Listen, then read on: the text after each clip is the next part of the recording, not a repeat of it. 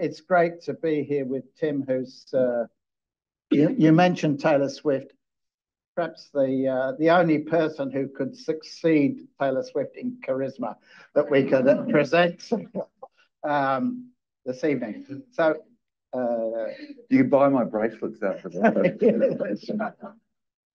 So Tim is seriously I always say, the numero uno that I myself come to when seeking analysis, advice on what's happening in and with Indonesia.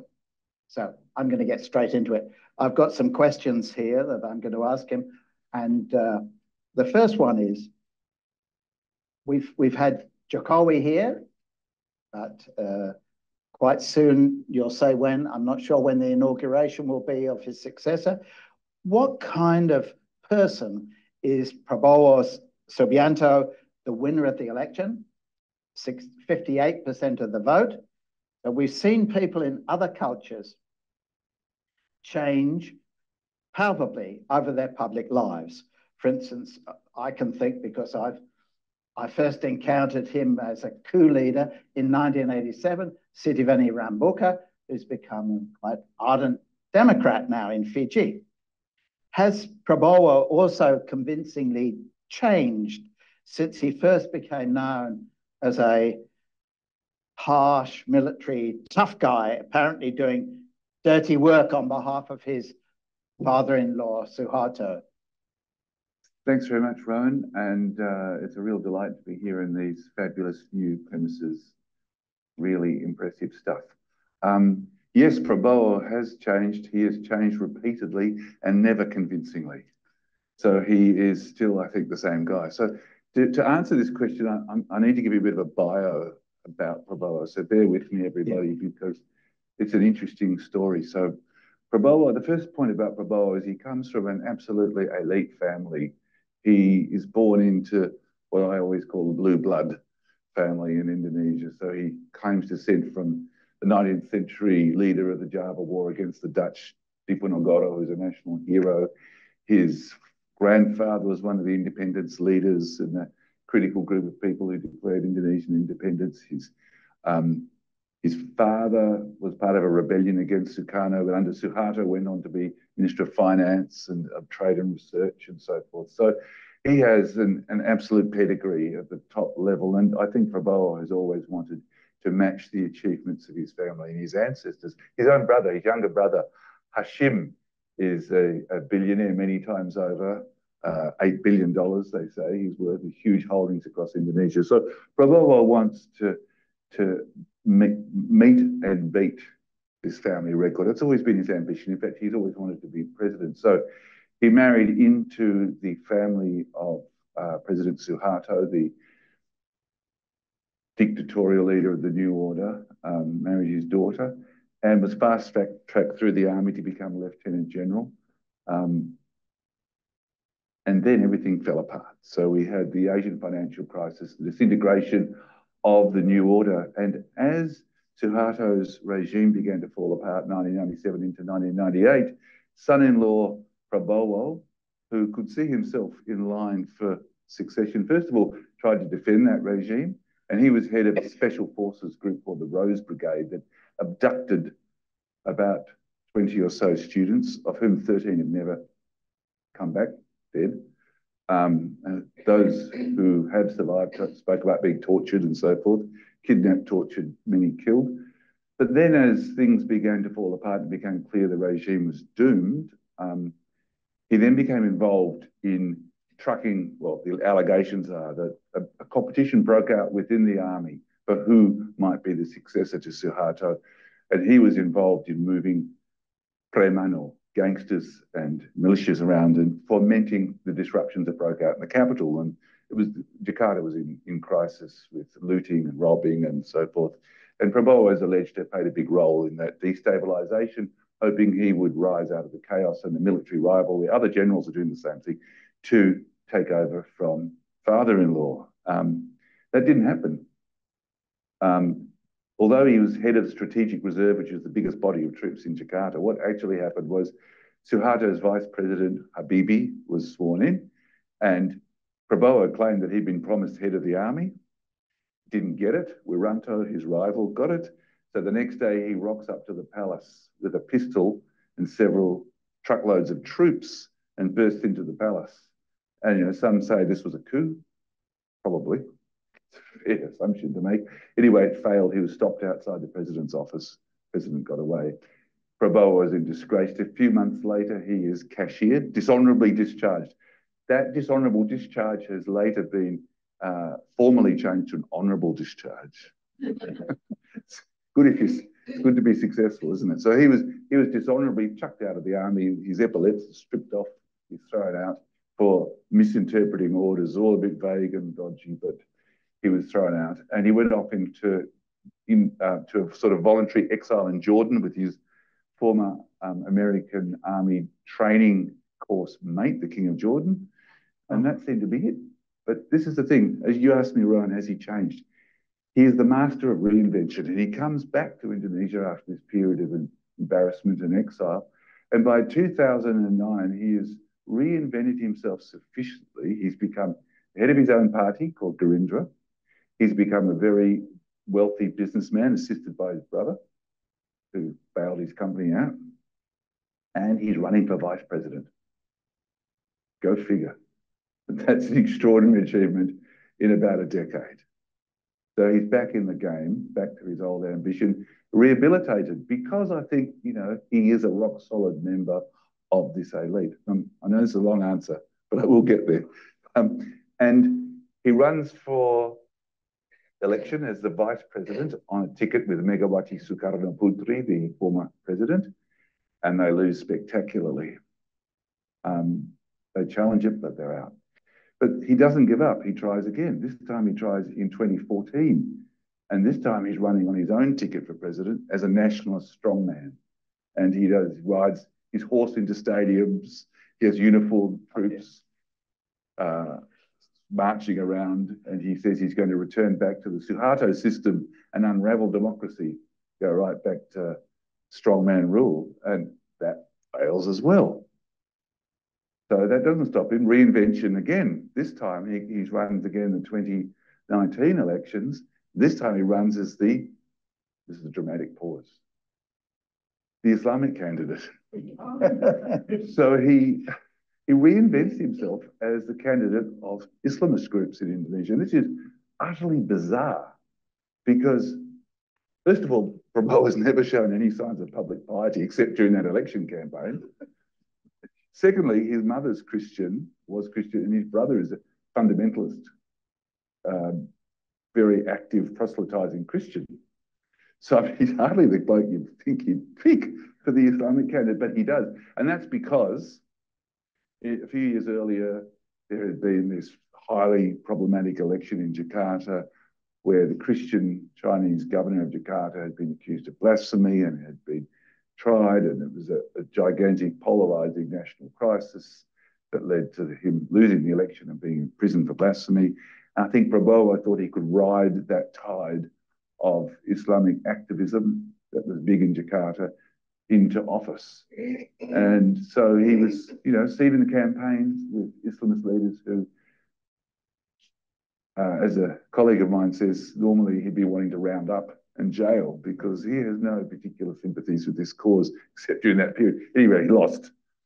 And he was, this time he was running against Jokowi, the current incumbent. The second time he's running against Jokowi. He loses. He challenges it in the Constitutional Court. Riots break out, 8 people die, but he loses. And then we have the most spectacular reinvention of all. This was an election that polarized Indonesia. It led to people being killed in riots afterwards. And then he joins forces with President Jokowi. So after the election, after the loss of the Constitutional Court, after the riots, they become frenemies. And we have Prabowo shaking hands with Jokowi, telling jokes, being photographed in the paper, and he joins the cabinet as Minister of Defence. And for the last 5 years or so, he's been the Minister of Defence in Jokowi's government. So What he then did in the last election, I'm really sorry, Rowan, this is the longest question. Yeah, no, this is fascinating. Recorded history, but it is worth talking about because it's an extraordinary trajectory, I think.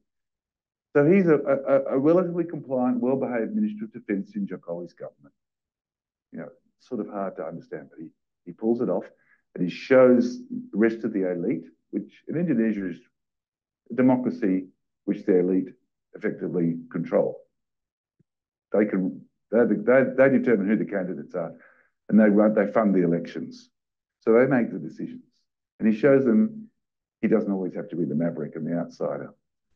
So when it comes to this election, the elite face a big problem, which is that they're quite happy with President Jokowi, and we can talk about why they like him. But basically, Jokowi's become part of the elite, and they like the current arrangement. But Jokowi can't run again. There's a 2-term limit. He's done 2 terms. They can't have President Jokowi. And so suddenly Prabowo seems like the next best option.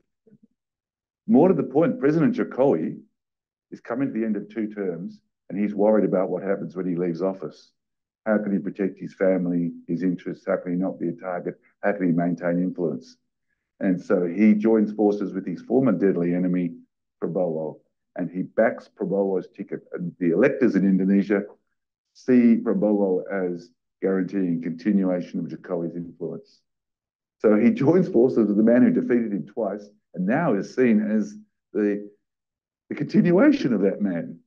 And that's how he wins the election, as the next best thing to Jokowi still being president. We can talk about the details of that. And here he is now. So constant reinvention, dramatic flips. Why? Because he's a pragmatist, he's ruthless, he's a strategist, he's a survivor, and his whole life has been dedicated to becoming president. And he will do anything, as it's demonstrated, to do it. Yeah, we'll come to that one. Has he changed? No. He's still the man he was right back in 1998, determined to win that office and hold that position. And he is still a pragmatist who will shift and change and do whatever is necessary for power. Anything. From truckloads of troops to the palace with a pistol at your side to joining forces with your enemies. So what was it that attracted voters, though? Because you've explained really convincingly to me, of course, you know, Prabowo's drivenness. It sounds Shakespearean, actually. But what was it? But that didn't necessarily mean that drivenness would attract voters, and particularly younger voters, because people can vote age 17 in Indonesia. Was it mainly just a desire for continuity, which doesn't sound like something younger voters ordinarily vote for? Or was that choice of Gibran Raka, the son of Jokowi, a brilliant stroke that succeeded? And I noticed, by the way, that Jokowi's son, after the victory, he thanked Prabowo for giving young people a chance, claiming rather astonishingly to me that he said, I was a nobody 3 months ago, happened to be the president's son. You know, so what was it that attracted, so you explained his drivenness. What was it that attracted voters? Yeah, it's a really good question, because of course they rejected him repeatedly. Yeah. Up till now. Been defeated in 3 previous elections, the vice president, president knocked out each time. Well, the answer is the person who defeated him the last 2 times was now on his side, and that was the incumbent President Jokowi, who remains president, by the way, answer your earlier comment, until 20th of October. Oh, so long. Yeah, Prabowo is sworn in then, and that gives them a chance to get the political deals in place. Anyway, we'll come back to that if you like. But so Jokowi is spectacularly popular at levels that politicians fantasize about. He's still ranking, at the end of his 2nd term, he's still between 70 and 80% popularity ratings, which is extraordinary. He's by far the most popular politician in modern Indonesian history. And that is immensely powerful. The blocks of votes that go with that are thrust it onto Jokowi is political capital. And Jokowi has used that political capital. What he's done is say, I would put my son, Gibran Rakabuming Raka, onto the ticket of Jokowi as vice president. And that will signal to the voters that they're voting for me, because Gibran is nobody. He's a cipher for Jokowi. That's his only merit. As some of the Indonesians call it, the Nepo baby. He is a nobody indeed. Still, he's just there as the cipher. But that signals where Jokowi's sentiments lie. And that meant that a huge slab of the Jokowi vote in the past that would have gone to his party, PDIP, who ran their own candidate, didn't go. Instead, it shifted across to Prabowo, his party, Jokowi's candidacy by doing that. That was the trick. So Prabowo had about 40% vote, and this got him the extra 20, 30% across from Jokowi's vote. And it was a really cunning, brilliant political stratagem because now Prabowo owes Jokowi that victory, and they've effectively formed an alliance of Jokowi and Prabowo. Now, why did people vote for that? As I said, because Jokowi is incredibly popular, and this made the Jokowi Raka Gibran Rakabuming Raka ticket sort of the next best thing to Jokowi. Jokowi light was how voters saw it. They're probably really wrong, because Prabowo is 72. He's a very ill man. He's wanted this all his life. He's a man in a hurry. He's a proud man. He does not want to share this. He doesn't want, it's not going to be a puppet. He's not going to be a partner even.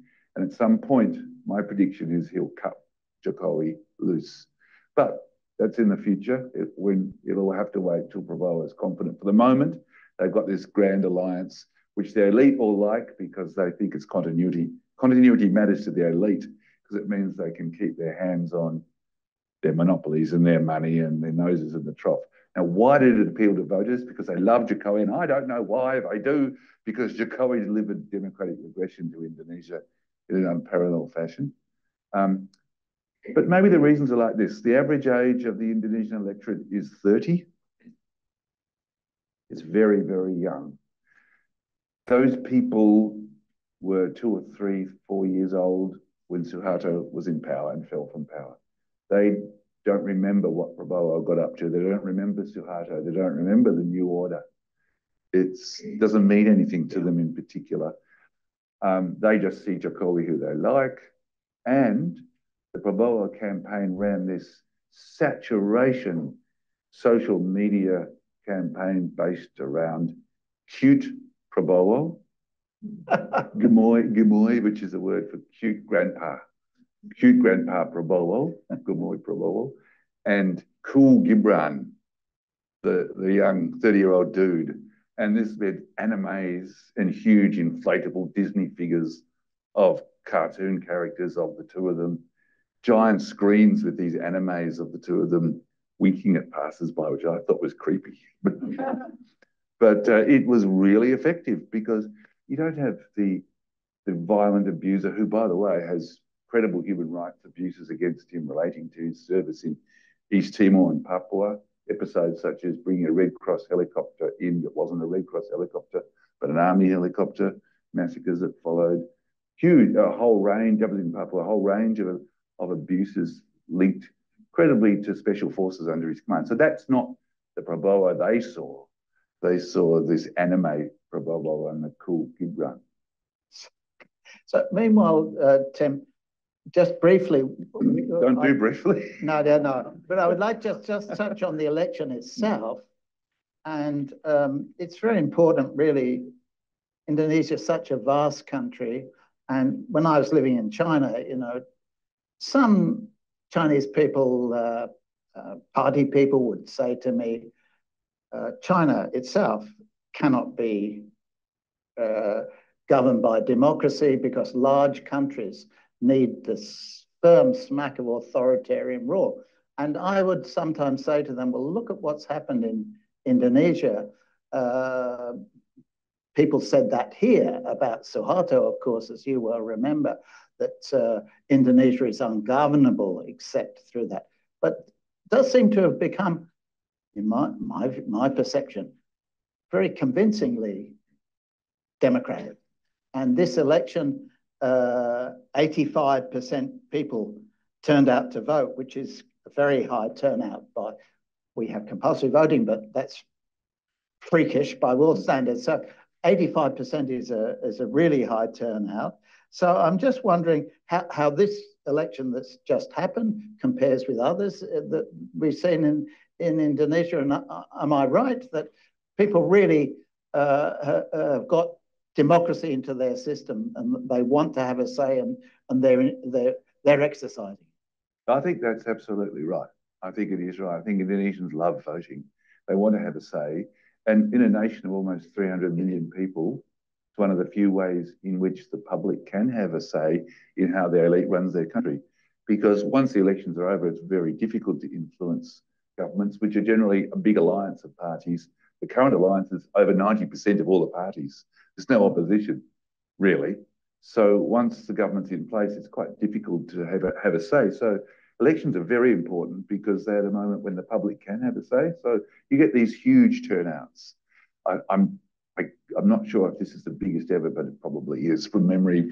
I think it might be, but they do have very high turnouts for elections because people do want to vote and they like democracy. And it's not easy because, in fact, they don't just vote for the president. On the one day they vote for the president, they vote for a national legislature, they vote for a second regional representatives national house, they vote then for provincial level and sub-provincial level legislatures right across the whole of Indonesia. And when people turn up to the polls, the voting locations, they get pages and pages and pages of ballots they have to fill out and choose from. There's enormous numbers of candidates running, but these multiple choices that they make on that day mean that Indonesia actually has the largest single day of voting in the world. Obviously, India has more people voting, but it's over a week. Yeah. Indonesia does all of this in one day. A constitutional court decision requires it's all done on the one day. So it's a massive logistical exercise.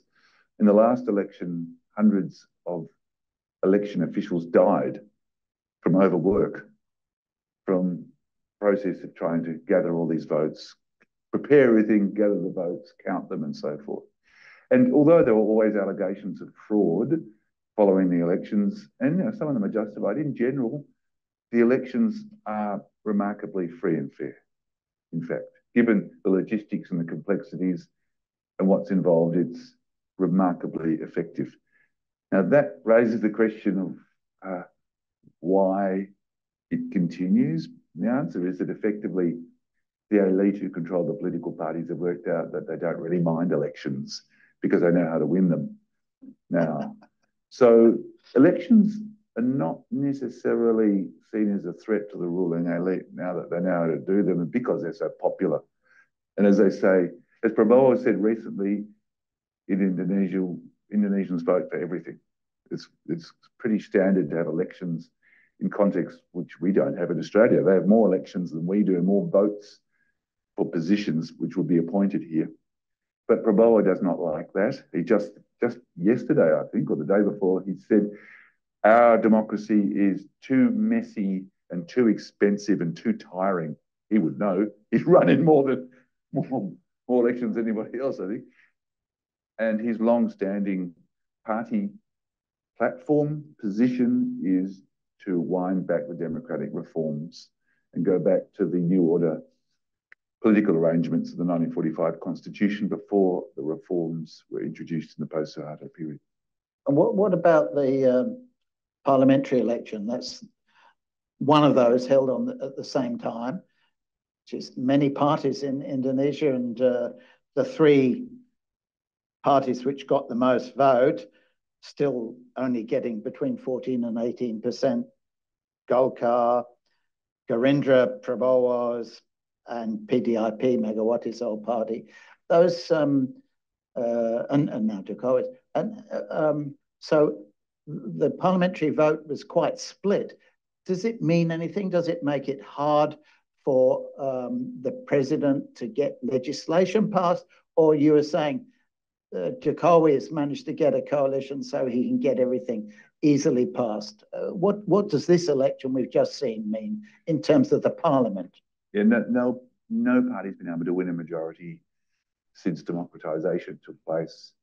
And the biggest party has been the party of Megawati, former President Megawati, which gets at around 20% after the last election and before that as well. What's happened is that President Jokowi has been extremely successful in building an alliance of parties through which he'd rule. And that alliance got bigger and bigger because everybody wanted to be on board to get the benefits until it got to 90%, which means that effectively the legislature really has no political debate, no policy debate, no real opposition. It's just horse trading. And it comes down to really money politics.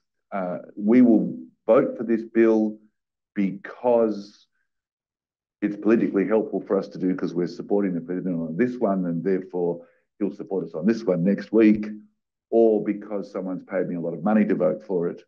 And the negotiations are never about policy. They're all about payments, monies, deals, and political arrangements within that big alliance. And that means the elections are also a policy-free zone completely. So that's why the next 8 months are really important, because Prabowo has got to stick together an alliance like that again before he's sworn in on the 20th of October in order to rule effectively. And so we'll be seeing a lot of deals being done.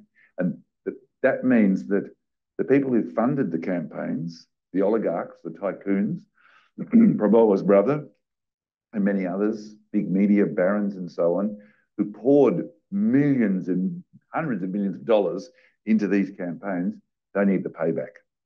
And so they will want to have their seats in cabinet for themselves or their proxies. They will want their parties to be recognised in this area. They'll have this particular plum job, head of that agency and so forth. There is a lot of work calculating that, cutting the deals, excluding your opponents, making everybody happy, stitching it together. They've got till October to do it, and it'll be a wild and crazy ride through till then, and then bang, the shutters come down. So coming back to the party question, the one party that perhaps might go into opposition is the party of Megawati, the largest one previously. It's actually come down a couple of points. It might only be about 18% or less. And that is important because at 20%, it can nominate its own presidential candidate in the next election. Now it looks like it's lost that. And Megawati is not a happy woman because her presidential candidate, sorry, I'll just pause. Joko Widodo is a member of Megawati's party. Yeah. He has betrayed it completely by moving across to Prabowo Gerindra and his party, abandoning PDIP, and not only that, but destroying their presidential candidate who only got 17% or 16%, it's looking like now. So Megawati is a woman who does not forgive. The daughter of Sukarno. Yes, daughter of Sukarno, the first president, and former president herself. She will want her revenge against Jokowi and Prabowo. So that party may enter opposition. It remains to be seen. There are people who just want access to the money. So we'll see what happens. Jokowi, Tim, so his shadow looks like it's going to continue, though you've also said that Prabowo is his own man. He's probably not going to allow that shadow to, he'll be wanting to be in the limelight himself. Nevertheless, Jokowi incredibly popular. Economic growth has been reasonably sturdy through that period of his rule. How would you, this is a tough one, how would you characterize, what do you think history will say about Jokowi's time in charge in Indonesia? The biggest thing it will say is that Jokowi presided over democratic regression in Indonesia. That's what he will, in the longer term, be remembered for. I don't think democracy is going to do well under Prabowo. That's for sure. And it's a question of how badly it goes for democracy under Prabowo. I don't think they'll get rid of elections because they don't need to. But I think all the other issues, checks and balances, human rights and so on, civil society and so on, are already under pressure from Jokowi and will get worse under Prabowo. But I think they will point to Jokowi's administration as the beginning of that process. All that Prabowo is likely to do is continue the trend already established. So Jokowi was elected as this clean outsider, and he came up from being the mayor of a town in central Java, Solo, to becoming elected governor of Jakarta, and then from there springboarding into the president as the outsider, clean, pro-democracy, pro-rights, and not corrupt, and so forth, the anti-elite candidate. But he ended his presidency as the elite figure, implicated in the usual sort of activities of the elite and supporting the corrupt arrangements. Under his watch, the Constitutional Court was undermined to the extent that the decision that put his son on the ballot paper was procured through Jokowi's brother-in-law, Gibran's uncle, being the Chief Justice of the Constitutional Court, and making this blatantly compromised decision that reinterpreted the law to allow Gibran to run. So that was the end result of a process of undermining of the Constitutional Court. The Anti-Corruption Commission has been gutted and is no longer effective to the extent that its head has just been charged with corruption himself. Oh. So these institutions have been pulled apart. Civil society leaders have been targeted, have been charged with and tried for defamation and for a range of free speech style criminal offences.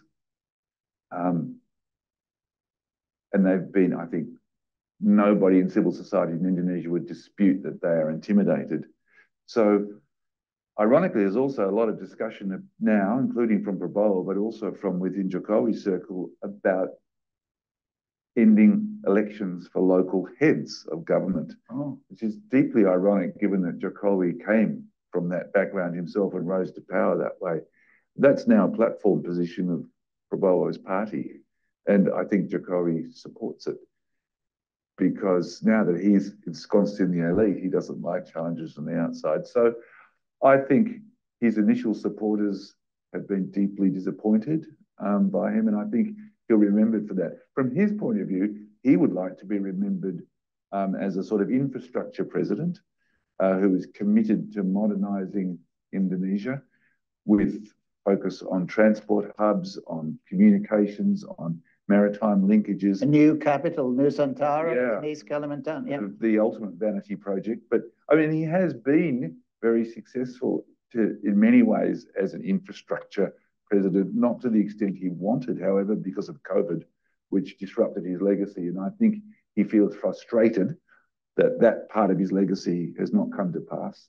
And also because Indonesia consistently fails to attract foreign investment to the levels it wants and needs. It has good foreign investment levels, but not what it needs.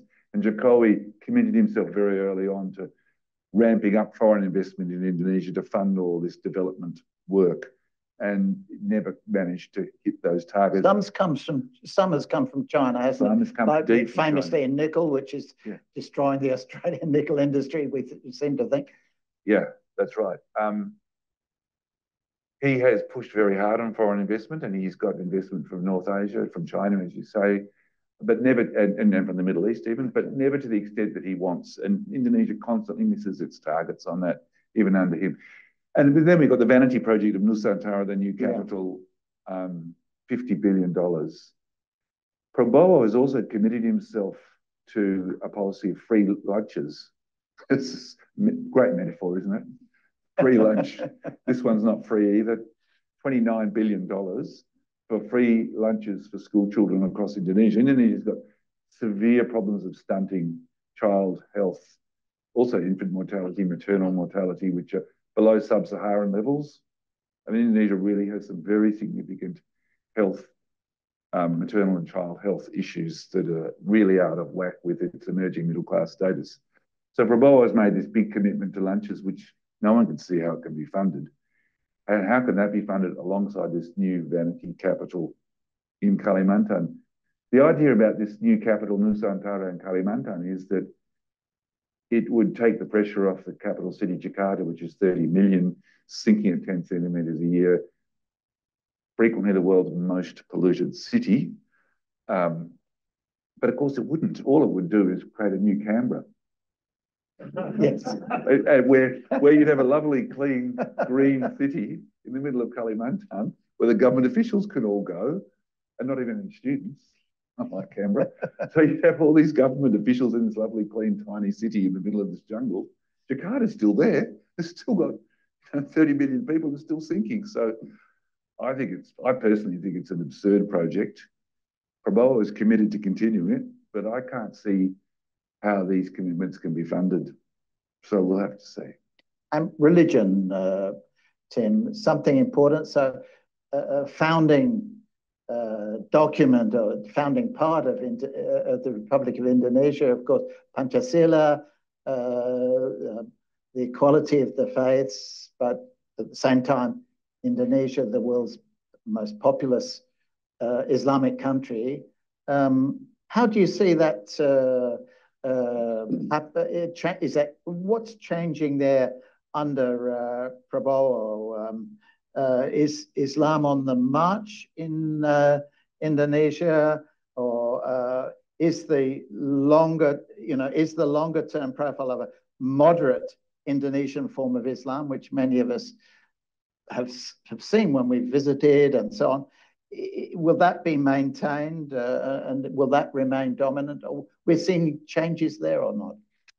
Thanks, Rowan. It's a really good question. And the answer that you would have got in 2017 or 2018 is really different to what you get now, because that was back at the time of, first of all, the crisis in Jakarta, which became a national crisis over Ahok and blasphemy, and the strengthening of hardline Islamist groups over that issue, which Prabowo then ratcheted up 2 years later, the 2019 campaign, running on the Islamist platform in what was the most polarizing election Indonesia has seen in decades, and which led to riots, demonstrations, and deaths, and strengthened the hand of a lot of Islamist groups, to the extent that it became a significant issue in Jokowi's second term. And Jokowi's second term saw the government moving aggressively against these Islamist groups, and it's targeted arrests, the introduction of a new presidential regulation that allowed the president, without previously necessary judicial approval, to close down civil society organizations, mass organizations, ban groups. They banned the notorious Islamic Defenders Front, and Hizb ut-Tahrir Indonesia were banned, and that was sufficient to have a chilling effect. But they also, as I said, picked out leaders of these groups and charged them with various offences and jailed them. So Jokowi's second term was really marked by this crackdown on hardline Islamist groups after the events of 2017 and 2019. And it's got to the point where many say it's repressive and it's part of this broader crackdown on civil society. Because, of course, these groups are part of civil society. You may think they're uncivil, but they are still part of these community groups. And there's a line which the government frequently crosses between what is seen as controlling hardline Islamist groups and intimidating civil society, which is becoming clearer. But, for example, when Prabowo ran in 2019, he was seen in photographs with the Shihab, the head of Islamic Defenders Front, as his best mate. He then sits in the government that arrests, charges, and jails with the Shihab without raising saying a word. Quite happy with that arrangement. So, in other words, Prabowo's position, I said earlier, is one that is keen on rounding up Islamist groups rather than encouraging them. The exception was that campaign when he did that. So Prabowo is a product of the Suharto era, which saw political Islam as a direct threat. And I think that the tendency we've seen emerging under Jokowi will continue under Prabowo. And I don't think that's necessarily a good thing, because I think it's been one of the achievements of democracy in Indonesia was to create public space for religious voices, in particular Muslim voices, because it's, 80% plus Muslim. And there should be those voices in the debate, whether you agree with them or not. They should have that place. And I think that Jokowi's government's gone too far to the point that it stripped that out of public politics. So the only opposition party now in the Indonesian legislature is the Islamist Party. Just the one lonely voice. The last question from me, Tim, is internationally, where will the administration place its international priorities, leading ASEAN, balancing China with the USA, becoming a global player? We've seen it's pursuing membership of the OECD, interestingly, and Australia seem to be relations are fairly stable and reasonably positive at the moment. Yeah.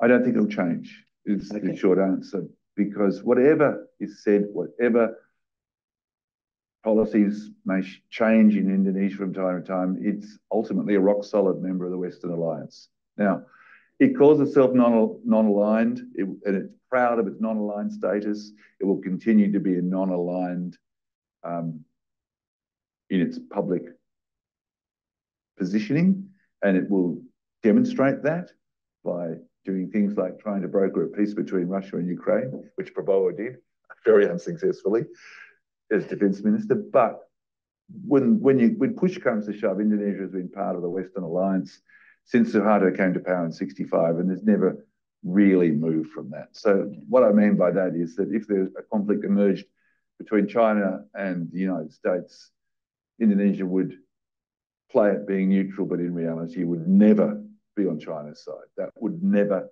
happen. It would be maintain a neutral position, or would be overtly on the Western side or the US side. But in terms of dealing with China, Indonesia is in more or less the same position as Australia, which is it's nervous about China's territorial ambitions and its wider ambitions and its behaviour in connection with that and its expansion of its power. Very nervous about that because it has a territorial claim, which China doesn't accept in the Tuna Islands, which occasionally leads to little spats.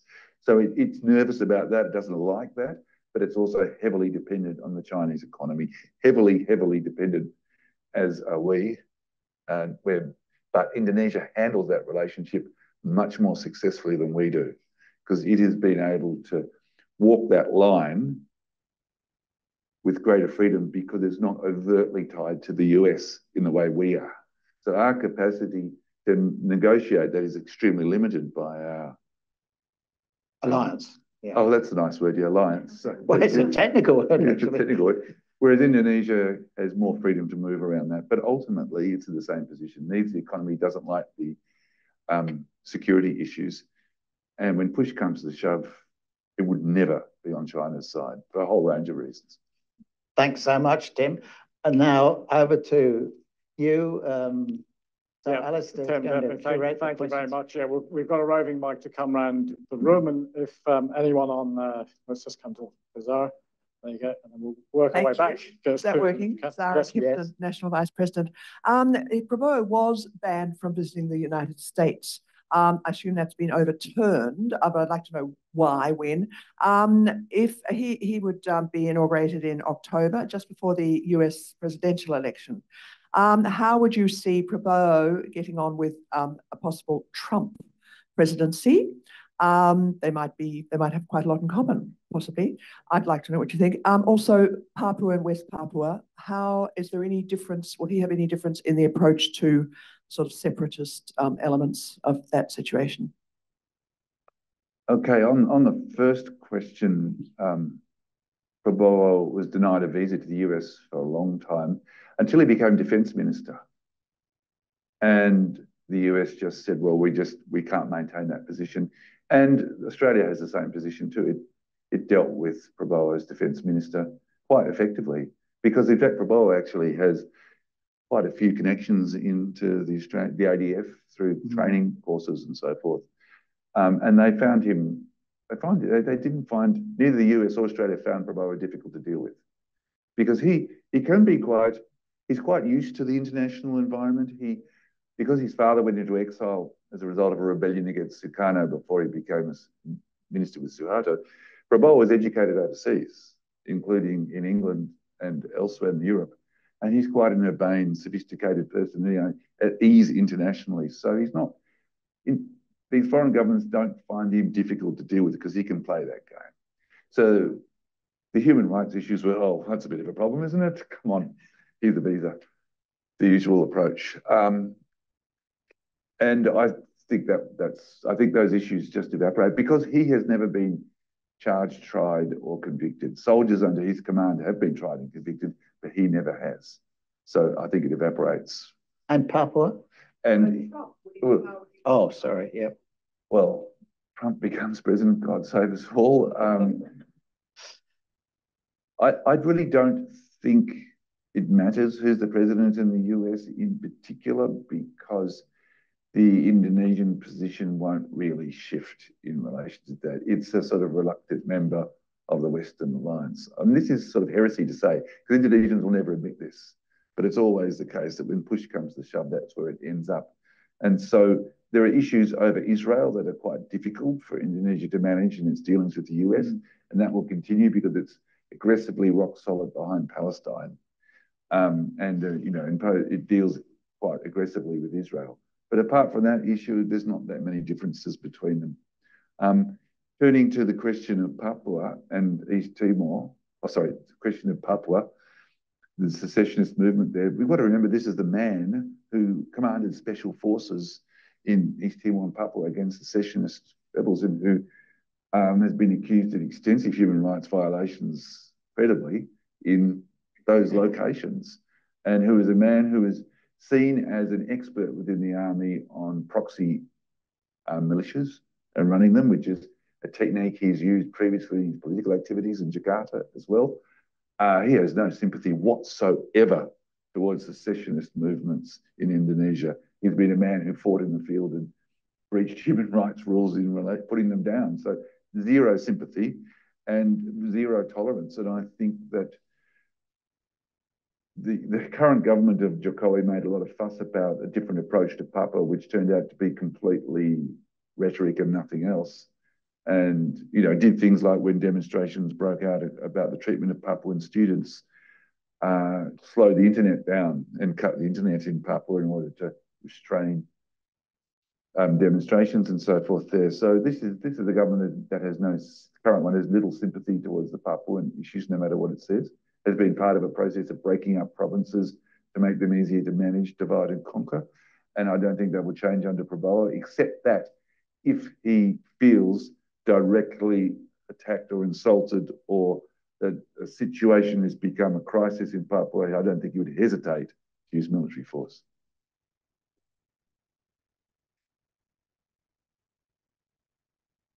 Hello. Hi, my name is Johnny. I'm a master's student and a volunteer here at AIIA. Thanks for the talk.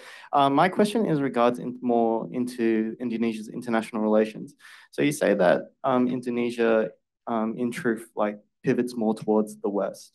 I was wondering whether or not, in terms of an escalation of tensions in the region, do you think the other ASEAN members would be similar to that?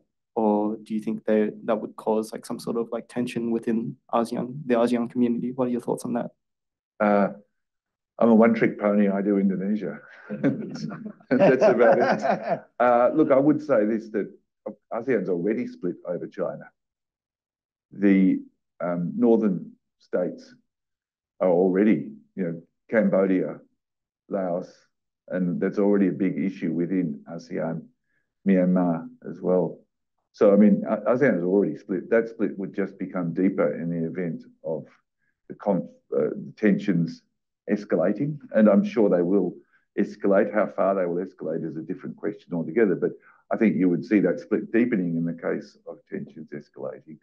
There's less clarity about what they call the medium states, the states such as Malaysia or Thailand and so forth. But Malaysia has been quite ambivalent on some of the China issues. Whether it's just being strategic or whether that has wider implications later on remains to be seen. I suspect it's strategic. But I have no doubt that ASEAN would likely split if the tensions increased. Roberto. Hello. I'm Roberto. I want to point out, like, Joko during his 10 years, even he come from humble background, but he always surrounded himself with ex-general of Suharto. And then at the end of his terms, he tried to push in his son by overstepping the high judicial system, and then it comes through. My question is, how do you see the possibility of authoritarian regime comes back in the region? Thank you. Yeah, it's worth noting that just a couple of days ago, Jokowi gave Prabowo his 4th star as a general. Yeah. So just remember, he was dishonorably discharged from the army. He then had his dishonorable discharge some time ago reinvented to be an honorable discharge. And now, after the election, Jokowi bestows an honorary 4th star on Prabowo as a general. Now that's we saw him, we saw pictures of him in their uniform. Yep. The TNI is still, do they like Prabowo? Or? They do now. Yeah. Yeah, he has deep connections within that organisation. He was a very divisive figure in the past, but the figures who his rivals are gone, mostly. One of them, interestingly, is Boediono, but that's another story. So, I mean, he has cemented. So that was a very interesting moment because that was Jokowi absolutely cementing his relationship with Prabowo.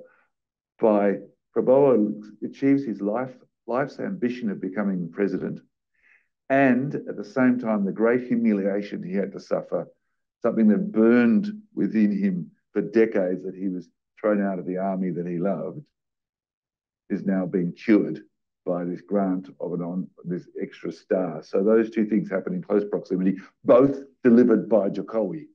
And that's Jokowi trying to cement his own political influence and to be kingmaker in the years ahead. So in answer directly to your question about possible return of authoritarian rule, yeah, I think it's very possible.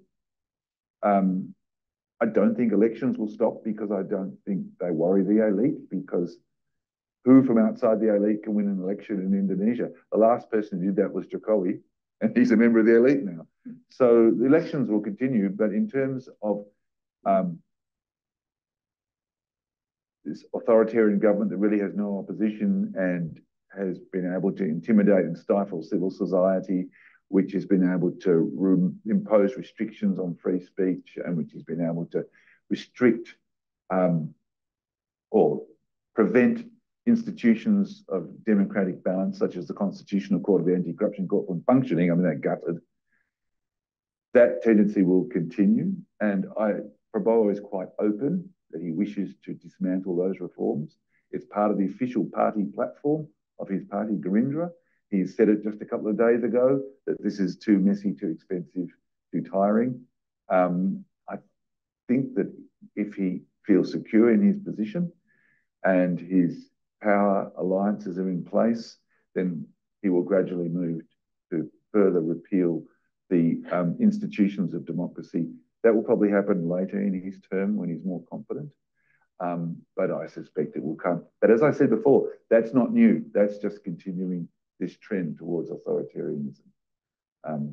So the only other thing I'd say is, and I don't think this is far from Jokowi's mind, Jokowi is really a heartbeat away from the presidency. Prabowo is 72. He's not a well man. He's quite an ill man. If he dies, Jokowi's son becomes president constitutionally, which really means Jokowi's, again, the president. And that won't alter the authoritarian trend at all. I think with a quick eye on the clock, we can come to two last quick questions and a quick answer, but then feel free to come and talk to Tim after. So Derek and then David. Derek with Google. Thank you very much. You said that Indonesia is effectively a member of the Western Alliance. Thinking more specifically of the AUKUS issue, what is Prabowo's position? Does he simply accept it in a passive way, or does he see it as a more positive development from Indonesia's perspective? That's a really very good question. I mean, AUKUS is deeply unpopular in Southeast Asia.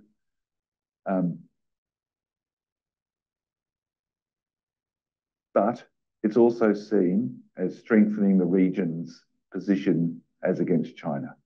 So in short, they don't really like Australia having impressive, or the possibility of one day getting impressive new weapons, but they do like the fact that impressive new weapons are coming into the area that would be part of an alliance they would ultimately join with in the event of conflict with China. So you usually get, the usual response is outrage and protest, and then tacit acceptance afterwards, followed by satisfaction.